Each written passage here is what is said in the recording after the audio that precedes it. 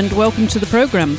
My guest this week is 23-year-old Catherine Tyree, who has been having a banner year since she represented the US on the Nations Cup show jumping team in Florida last winter. Cat trains with Missy Clark and John Brennan at North Run, and last week they had lots to celebrate when she enjoyed a career best result, coming third in the Washington International FEI Nations Cup aboard Enjoy Louis. Cat was also the leading lady rider. She also won the 10,000 leading under 25 award, as well as the FEI 1 meter 45 class with her 11-year-old gelding Bokkai, who also earlier this year won a CSI 5-star class in Dinard in France. This week she's competing at the National Horse Show in the Kentucky Horse Park, where I caught up with her. But before we hear from Cat, a word about our sponsors, and then we're going to hear from the host of the Inside Line podcast. EquestrianCollections.com is one of the largest equestrian retail online outlets in the country because they carry all the familiar styles of leading brands in both their fall and their winter collections, which are available now, including apparel and footwear and equipment, and there's everything for horse and rider. There's also a clearance sale on Ariat and Hall's products with up to 70% savings. That's enormous. And you'll get special treatment if you mention Wisp Sports when you go and shop with them at EquestrianCollections.com. And if you have children, there's some really cute riding jackets for kids too. That's all at EquestrianCollections.com. Some of you may know that we host a lot of podcasts here at Wisp Sports, and we cover so many different sports, and we've also been launching a few new podcasts this fall, and we'd like to introduce those to you amongst our audiences across the different sports. And one of those is the Inside Line, which is all about alpine ski racing. So joining us now to tell us all about this new show is the host, Gabby Hall, and she's now on her third episode. Gabby, welcome. Thank you so much for having me, Chris. I'm excited to be here. Third episode, how does it feel? It's pretty cool. It's still a little surreal, definitely a new medium, but it's been an exciting thing, and it's gotten really positive response. So I'm excited to be doing it this season. All right. Well, tell everybody, for our audience here on the Horse Show, the kind of guests that you've been having, what you plan to do with the show. For sure. So the Inside Line, like Chris mentioned, is a women's ski racing podcast, but it's really a podcast built for people that are not only hardcore ski racing fans, but also for people who are maybe getting interested because it's a Winter Olympics season, because we're going to be having our eyes on Pyeongchang. We're just less than 100 days away now, so it's going to be an exciting ski season. And I've had some amazing World Cup guests on the show, Jackie Wiles of the U.S. ski team, Marie-Michelle Gagnon of the Canadian team, and recently Sofia Goggia of the Italian team, who's a real up-and-comer. Unfortunately, didn't do that well in the first World Cup this season, but one to keep your eye on for sure. So we've had some really exciting guests. We're still lining up number 4, but I'm very optimistic. Absolutely. And you're coming to us bi-weekly now during the World Cup season, right through till March, of course, and then you're going monthly through the off-season as well. And do you have any other features and any other segments that you're going to be including? I know you've started with a couple of cute ones. What else do you have in store? Yeah, well, we have, our Fresh Tracks section, which is a lot of the breaking news type things, like when Lindsey Vonn had her proposal to race the men in front of the FIS Council. But, I do anticipate having sort of industry experts on the show to have discussions about issues in the sport.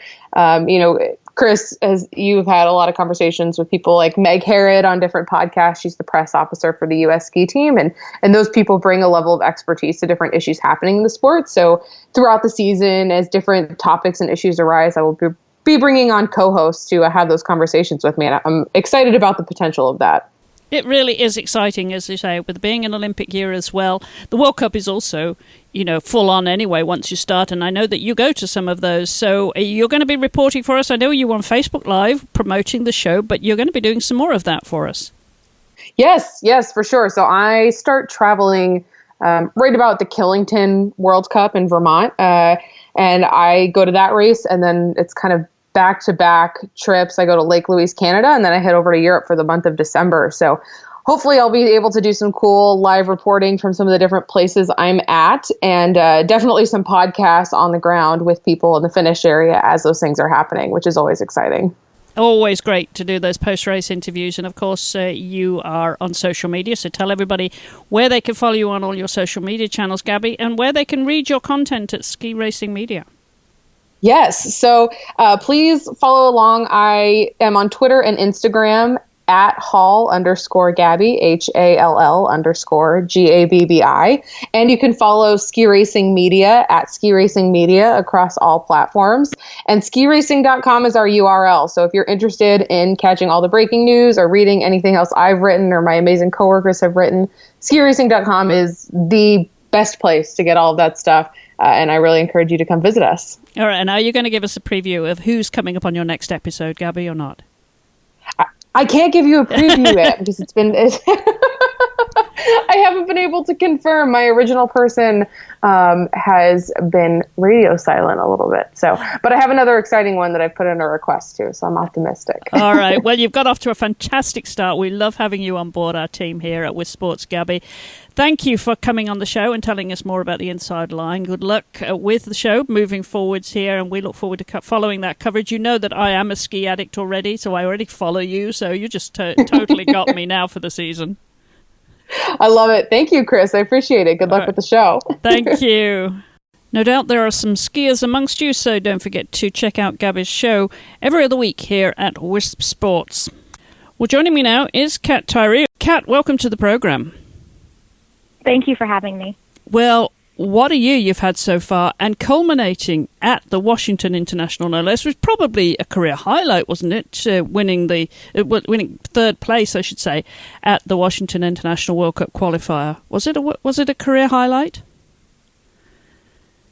For sure it was. I mean, I've had a great year. My horses have been phenomenal, and I've had a lot of highlights this year, but for sure my third place finish in last week's World Cup qualifier at Washington is topping the list for now. How did it feel actually riding in there, knowing, it's a pretty prestigious show after all. It's one of the top all indoor shows, has been historically. I mean, there's a lot of history right there. How did that feel? Did you feel the atmosphere and the pressure, or do you deal with that easily now?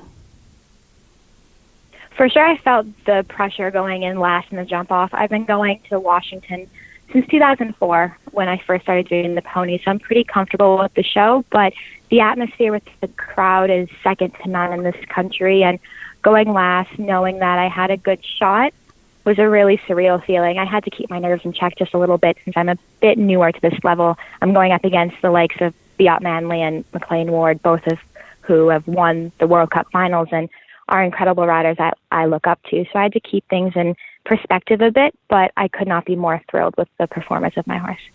Well, it certainly was an amazing result for you. And as you said, a fantastic year. We want to talk about the year you've had in just a moment. But let's just rewind, Kat, for those who are not familiar with your background. You're from Chicago, Illinois, and you trained with Missy Clark and John Brennan there at North Run. But let's talk about where it all began, because as you say, you go way back to ponies, even though you're in your early 20s now. It began at an early age for you, didn't it? Yes, it did. My mom actually used to rode, and when I was a child, she would bring myself and my sister with her to the farm, and one day she let us walk around on her horse, and the rest is history. She probably wishes I stuck with a different sport. But I've never looked back, and I've gone up through the ranks. I started with short stirrup and did pony hunters, children's hunters, junior hunters, equitation, gear jumpers, all the way up to the level that I'm at now. How much influence did you have, or encouragement then, from your mother? Or did she say, okay, well, you can do this if you'd like to with your sister, or you can go and play soccer? So how much, because sometimes we hear about parental pressure or the sibling rivalry, expectations. How did you feel as a child? Was it just that you were mad keen pony lover like so many girls? A bit, yeah. My parents have been great. They're my biggest supporters, and they supported both myself and my sister for the longest time. And they never forced us into anything, but they were always there behind us if we wanted to keep going with riding. And there was never a second where I felt like I had to do something I didn't want to do when staying in the sport. And I think they didn't know that I would become as passionate and as involved in the sport as I had. But when they realized that I was really in it for the long run, they've been incredibly supportive for myself. Did you do any other sports when you were younger, if you had time? I tried a few sports. I did soccer, field hockey. I used to figure skate until I was probably 10 or 11, and then it got to the point where I had to pick what I wanted to do, and I naturally chose the horses. Now, what is it about jumping? Because there are so many choices for riders, so many disciplines, and you probably had some influence, some mentors, I would say, some riders that you looked up to that maybe influenced you in your earlier years. Kat, talk about that. So show jumping is really all that I've known. My mom did the adult hunter, so jumping has always been a part of my life. I've never really tried any of the other disciplines, but I immediately fell in love with it. And I've been fortunate enough to work with a lot of great trainers, a lot of great mentors over the year who have only positively influenced my view on the sport and how much I love it. And I think just moving forward, it really is what I want to do. I love being able to spend time with my horses. I think that the partnership that I'm able to form with them, being with them every single day, is something that a lot of people don't have the chance to have, no matter what they get to do. And I'm just fortunate enough that I am involved in a sport that I love with animals that I love, and it makes every day worth it. Which riders did you most admire when you were a child? I'm curious about that because, that obviously is influential. I know going way back much further than you, of course, there were riders that I really loved and aspired to, that they were my heroes. Who were yours? As a kid, I really looked up to the likes of McLean Ward, BZ Madden, Laura Kraut, very similar to the riders that I still look up to today. I think they're phenomenal mentors, great people to look up to. And to be competing alongside of them is something that I never imagined could have happened.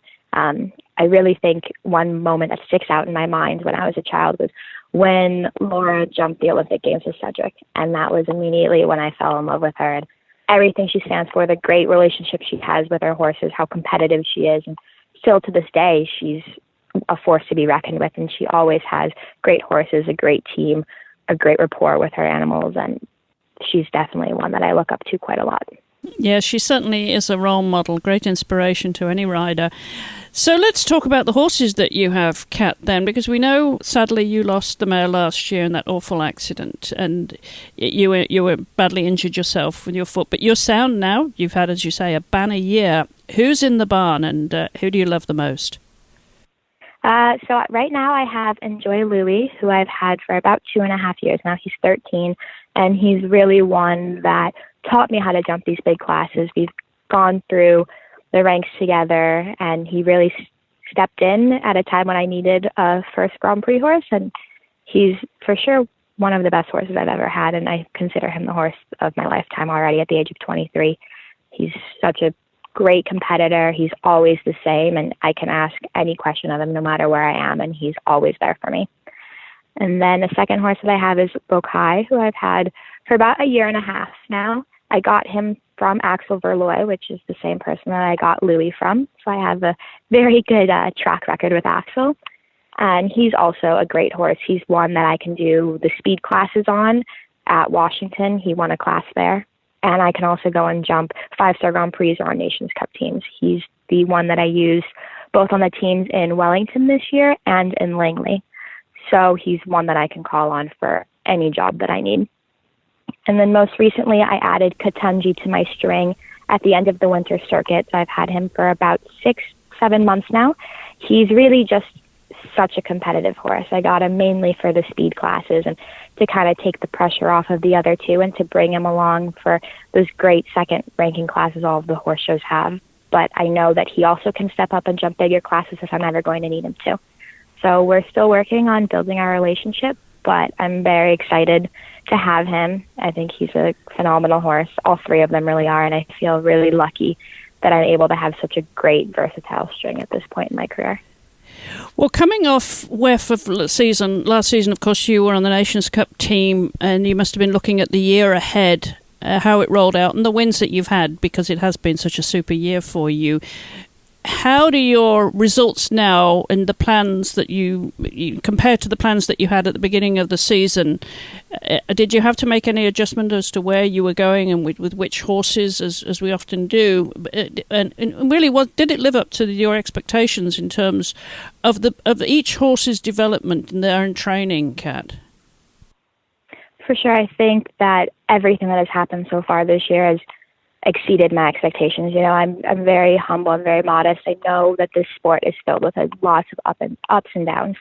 So I didn't want to have too big of goals or too big of dreams, but I also knew that I had really capable horses for the classes that I wanted to jump. And one of my biggest things is I just want to keep my head down and doing what I'm doing and not try and put too much pressure on myself in different situations. And hopefully I would be recognized for the work that we put into the sport at North Run and the time I've been able to spend with my horses and the relationship I have with them, as well as my riding ability. And I think this winter was one that really proved to myself that I do belong in these classes and I have great horses to do that.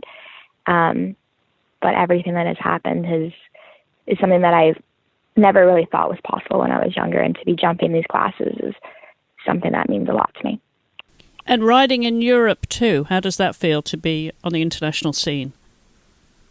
It's an absolutely amazing feeling. It's different from the American shows in the sense that I'm just around a lot of different riders, a lot more riders who are in the top 50 of the world that I sit at home and I watch whenever I'm not in Europe. Or if I'm not at a certain show, I'll make sure I watch the Grand Prix or the feature class or the Nations Cup online so I can keep learning and see what they do and how they do things differently and what maybe they do really well. And to be around those riders was absolutely surreal. And the shows in Europe were phenomenal, and very lucky that I had the opportunity to go over there.